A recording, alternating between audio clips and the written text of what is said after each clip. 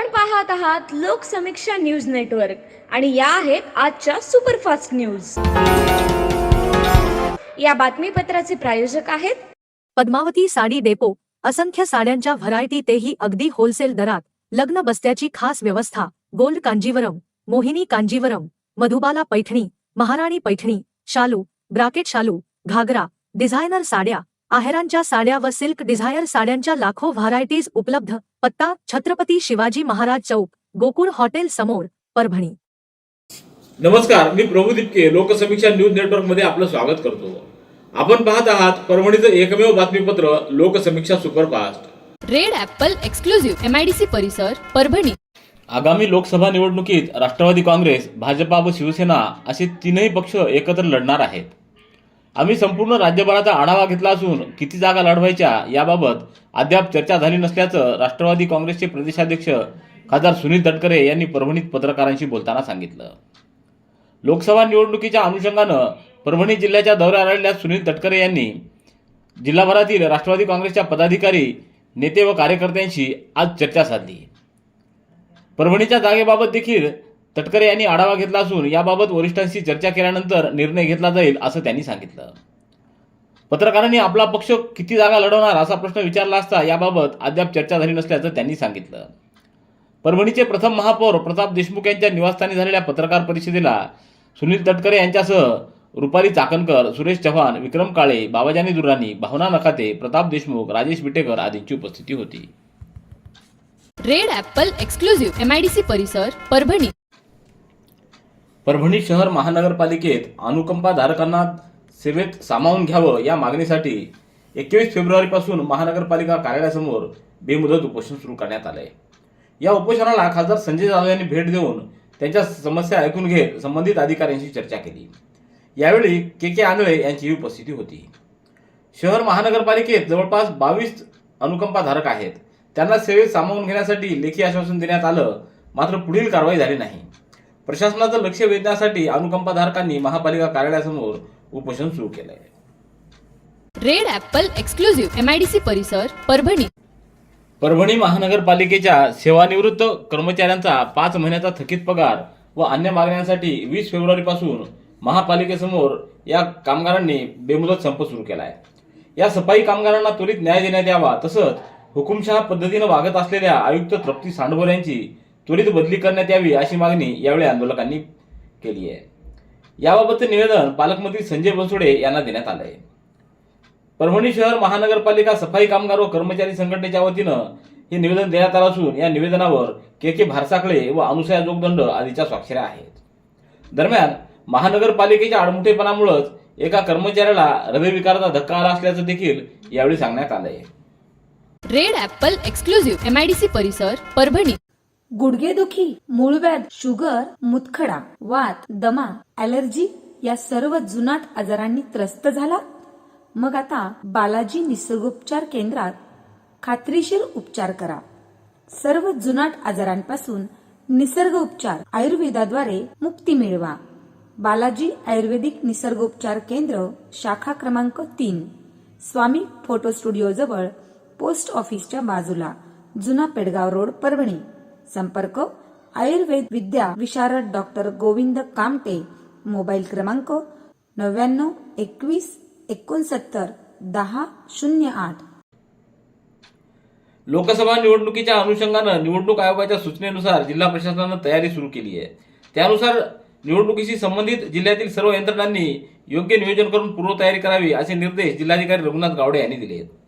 लोकसभा सार्वत्रिक निवडणुकीच्या अनुषंगानं आज आढावा बैठकीचं आयोजन जिल्हाधिकारी कार्यालयात करण्यात आलं। यावेळी गावडे बोलत होते। या बैठकीला पोलीस अधीक्षक रवींद्रसिंह परदेशी, महापालिका आयुक्त तृप्ती सांडभोर, अपर जिल्हाधिकारी डॉक्टर प्रताप काळे, अपर पोलीस अधीक्षक यशवंत काळे, जिल्हा परिषदेचे अतिरिक्त मुख्य कार्यकारी अधिकारी अजिंक्य पवार, निवासी उपजिल्हाधिकारी अनुराधा ढालकरी, जिल्हा पुरवठा अधिकारी गोविंद रणवीरकर, उपजिल्हाधिकारी निवडणूक अधिकारी जनार्दन विधाते आदींची उपस्थिती होती। रेड ॲपल एक्सक्लुझिव्ह MIDC परिसर, परभणी। परभणी शहरातल्या खंडोबा बाजार परिसरातील निसर्ग कॉलनी येथील नागरिकांची बऱ्याच वर्षापासूनची प्रलंबित असलेली मागणी अखेर आज जिल्हाप्रमुख व्यंकटराव शिंदे यांच्या विशेष प्रयत्नामुळे पूर्ण झाली आहे। आवेज किराणा ते घोरपे यांच्या घरापर्यंतच्या रस्त्याचं काम सुरू झालंय। अतिशय छान व सुंदर असा रस्ता या ठिकाणी होणार असून साईडने गट्टू देखील बसवण्यात येणार आहे. रस्ता झाल्यानंतर नळ कनेक्शन घ्यावायचे असेल तर रस्ता खोदावा लागेल, म्हणून अगोदरच सर्वांनी नळ कनेक्शनसाठी पाईप टाकून घ्यावेत, असं आवाहन धम्मदीप रोडे यांनी केलं आहे. रेड ॲपल एक्सक्लुझिव्ह MIDC परिसर परभणी. परभणी जिल्ह्यात इयत्ता 12वी वर्गाच्या वार्षिक परीक्षा सुरू असून 67 परीक्षा केंद्रांपैकी 52 केंद्रांवर सकाळच्या सत्रात हिंदी या विषयाचा पेपर संपन्न झाला. 12वीच्या हिंदी विषयाच्या परीक्षेला एकूण विद्यार्थी 4943 होते. त्यापैकी 4724 विद्यार्थी उपस्थित होते, तर 219 विद्यार्थी अनुपस्थित राहिले. या उपस्थितीचं प्रमाण 95.56% इतकं राहिलं. विभागीय मंडळानं नेमलेल्या 5 भरारी पथकानं आज परभणी जिल्ह्यातील परीक्षा केंद्रांना भेटी दिल्या असता कोणताही गैरप्रकार किंवा कॉपी केस नोंदवण्यात आलेली नाही. तसंच परीक्षा केंद्रावर पोलीस बंदोबस्त असून परीक्षा केंद्रावर बैठे पथकं देखील उपस्थित राहत आहेत. रेड ॲपल एक्सक्लुझिव्ह MIDC परिसर परभणी. परभणीच्या वसंतराव नाईक मराठवाडा कृषी विद्यापीठ आणि परभणी आत्मा कृषी विभाग महाराष्ट्र शासनाच्या संयुक्त विद्यमानं कृषी तथा शेतकरी कल्याण मंत्रालय भारत सरकार नवी दिल्ली पुरस्कृत पश्चिम विभागीय कृषी मेळावा आणि कृषी प्रदर्शनीचं आयोजन 21 ते 23 फेब्रुवारी या कालावधीत विद्यापीठाच्या क्रीडा संकुल प्रांगणात करण्यात आलंय. 22 फेब्रुवारी रोजी शेतकरी बांधव, कृषी विस्तारक, शास्त्रज्ञ, कृषी उद्योजक आणि विद्यार्थी यांनी प्रदर्शनाला उत्स्फूर्त प्रतिसाद दिला. कृषी प्रदर्शनी सार्वजनिक संस्था, खाजगी कंपन्या, अशासकीय संस्था, शेतकरी उत्पादक कंपन्या आणि बचत गट यांच्या 300 पेक्षा जास्त दालनाचा समावेश असून पशु प्रदर्शन, कृषी अवजाराचं प्रदर्शन, विविध शेती निविष्ठा, बी बियाणे आदींचा समावेश आहे. यावेळी आयोजित पशु प्रदर्शनातील विविध जातींचं पशुधन, त्यात देशी गोवंश, देशी म्हैसवर्गीय जाती, शेळी, कुक्कुटपालन, कुत्र्यांच्या विविध जाती, दुग्धजन्य पदार्थ, गांडूळ खत निर्मिती व विविध तारा पिकं आदी दालनांचा समावेश आहे. रेड ॲपल एक्सक्लुझिव्ह MIDC परिसर परभणी. महाराष्ट्र शासनाचा मराठी भाषा विभाग, महाराष्ट्र राज्य साहित्य व संस्कृती मंडळ, ग्रंथालय संचालनालय आणि जिल्हा ग्रंथालय अधिकारी तसंच जिल्हा ग्रंथालय संघ यांच्या वतीनं जिल्हा ग्रंथालय कार्यालय वसमत रोड इथं शुक्रवारपासून 2 दिवसीय परभणी ग्रंथोत्सवाचं आयोजन करण्यात आलं आहे. उद्या 23 फेब्रुवारी रोजी सकाळी 9:30 वाजता अपर जिल्हाधिकारी डॉक्टर प्रताप काळे यांच्या हस्ते ग्रंथदिंडीचं उद्घाटन होईल. ग्रंथदिंडी राजगोपालचारी उद्यान ते जिल्हा ग्रंथालय अधिकारी कार्यालयादरम्यान होणार आहे. सकाळी 11 वाजता साहित्य अकादमी पुरस्कार प्राप्त लेखक आसाराम लोमटे यांच्या हस्ते परभणी ग्रंथोत्सव 2023चं उद्घाटन होईल. यावेळी प्रमुख अतिथी म्हणून क्रीडा व युवक कल्याण, बंदरे तथा पालकमंत्री संजय बनसोडे, खासदार फौजिया खान, खासदार संजय जाधव, आमदार सतीश चव्हाण, आमदार बाबाजानी दुरानी, आमदार विक्रम काळे, आमदार विप्लव बाजोरिया, आमदार राहुल पाटील, आमदार सुरेश वरपुडकर, आमदार रत्नाकर गुट्टे, आमदार मेघना बोर्डीकर आदींची प्रमुख उपस्थिती राहणार आहे. तर जिल्हाधिकारी रघुनाथ गावडे हे कार्यक्रमाच्या अध्यक्षस्थानी असतील. तसंच ग्रंथालय संचालक अशोक गाडेकर आणि सहाय्यक ग्रंथालय संचालक हुसे यांची विशेष उपस्थिती असणार आहे. नंदिनी कलेक्शन, फक्त महिलांचे परिपूर्ण दालन, माऊली निवास, कल्याण मंडपमच्या बाजूस, यशोधन नगर, परभणी. परभणीच्या शारदा महाविद्यालयातील आंतरविद्याशाखीय आंतरराष्ट्रीय परिषद भाषाशास्त्र व सामाजिक शास्त्र परिषद आयोजित करण्यात आली. या परिषदेत डॉक्टर प्रशांत मेने लिखित current trends in information science हे पुस्तक प्रकाशित करण्यात आलं. या कार्यक्रमाला स्वामी रामानंद तीर्थ मराठवाडा विद्यापीठ नांदेड मानवी विद्याशाखेचे अधिष्ठाता डॉक्टर पराग खाडके, अधिष्ठाता डॉक्टर शैलजा वाडीकर, संचालक doctor Ramesh Dhage, doctor Dilip Chavan, doctor Santram Munde, doctor Prithviraj थोर, प्राचार्य श्यामसुंदर वाघमारे, डॉक्टर ज्ञानोबा मुंडे तसंच महाविद्यालयातील सर्व शिक्षक व शिक्षकेतर कर्मचारी उपस्थित होते. रेड ॲपल एक्सक्लुझिव्ह MIDC परिसर परभणी. झरीच्या श्रीराम मंदिर इथं भगवान श्री विश्वकर्मा जयंती साजरी करण्यात आली. यावेळी सरपंच दीपक देशमुख, प्रल्हाद होगे, विठ्ठल देशमुख, गजानन हेंडगे, सुनील देशमुख, लिंबाजी आंबुरे, अशोक चोरमले, बबन मठपती, अभिजित परिहार, ब्रह्मानंद सावंत, बाळासाहेब देशमुख, सत्तार कुरेशी, सुरेश अण्णा, किरण देशमुख, किशोर देशमुख आदींची उपस्थिती होती. रेड ॲपल एक्सक्लुझिव्ह MIDC परिसर परभणी. पालम तालुक्यातील भूमिपुत्र असलेल्या खोरस येथील जवान नवनाथ सोंड हे राजस्थानातील बडनेरा इथं 21 फेब्रुवारी रोजी त्यांचं निधन झालंय.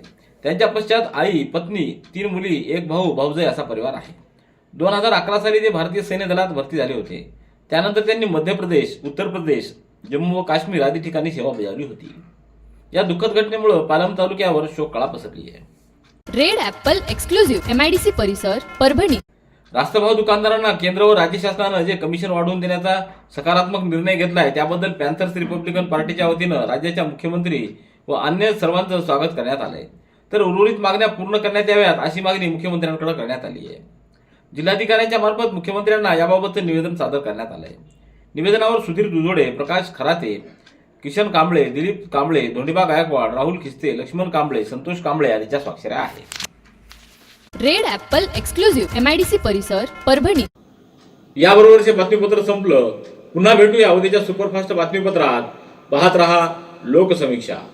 तुम्हाला हे बातमीपत्र कसं वाटलं याबद्दल आपली प्रतिक्रिया नोंदवा. दररोजचे अपडेट्स मिळवण्यासाठी लोकसमीक्षा चॅनलला सबस्क्राईब करा. धन्यवाद.